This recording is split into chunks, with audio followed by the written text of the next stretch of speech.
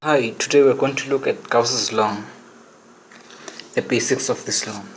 Basically, Gauss's law says that for any closed surface enclosing a net charge Q in, the net electric flux through the surface will be defined by this equation, which says that the electric flux is equal to the definite integral of the electric field multiplied by the area. These are all vectors. This equation can also be written as the charge inside, or the enclosed charge, divided by E naught.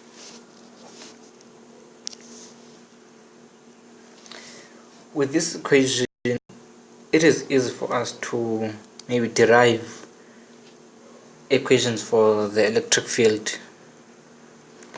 Let us look at a very simple equation. Let's say that we don't know how to find the electric field due to a point. Let's take that example. So basically,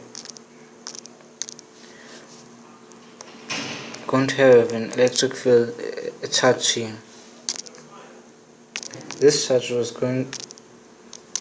have an electric field radiating outwards in all directions.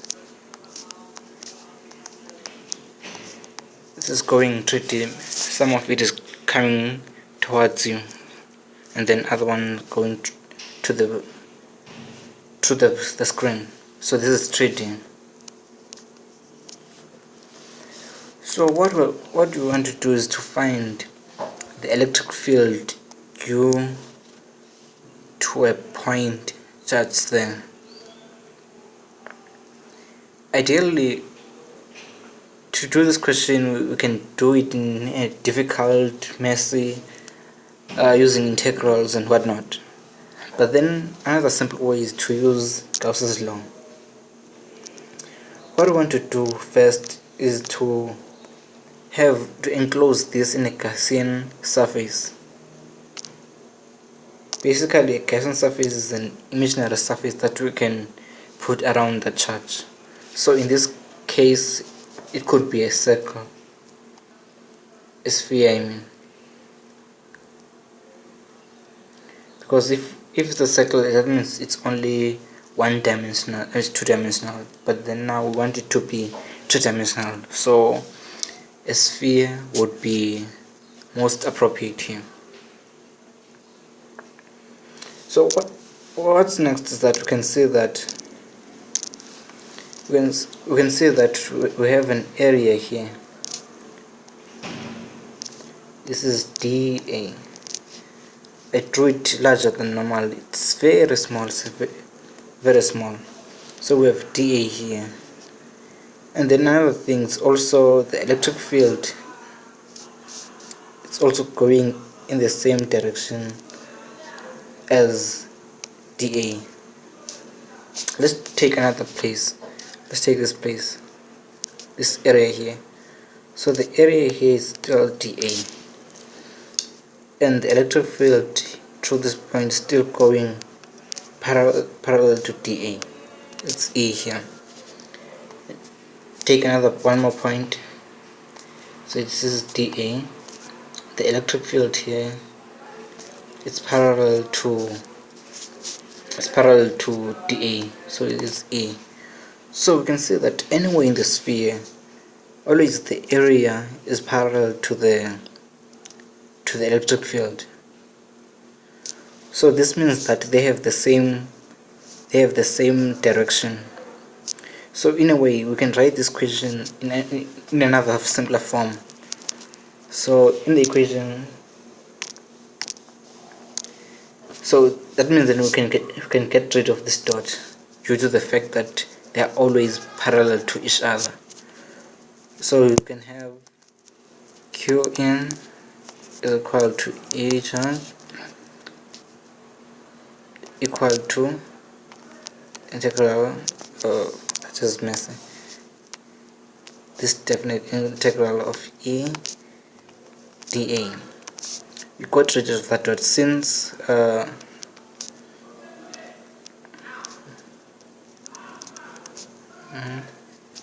because E and dA are parallel to each other.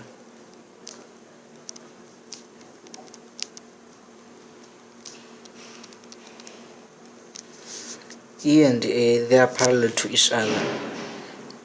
So okay, so we can further simplify this. So it's have Q n over E naught divided by E naught is equal to E is a constant, so we can take it out of the integral sign.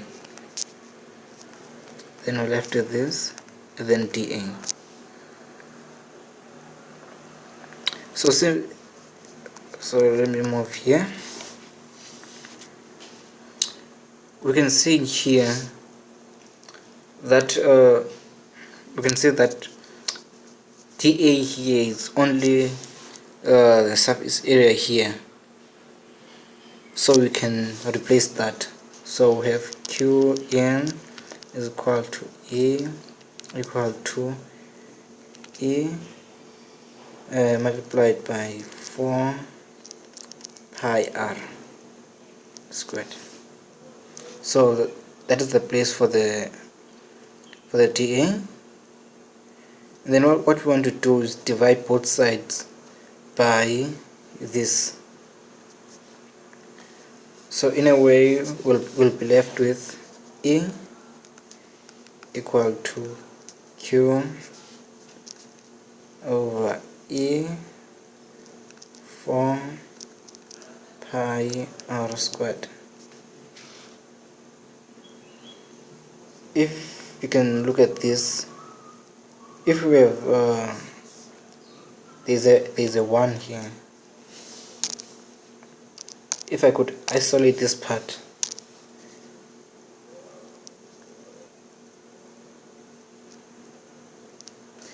this gives us that K. So in a way we found the electric field due to a point charge, which says E is equal to K Q over R squared, because this is K. We have Q inside and the R. So using Gauss's law can help us to find the electric field due to a point. But then this is a more like it's another case. You can use it for any surface. Basically any Gaussian surface will help you to find an electric field due to a charge in that point. So thank you. This is just the basics of Gauss's law.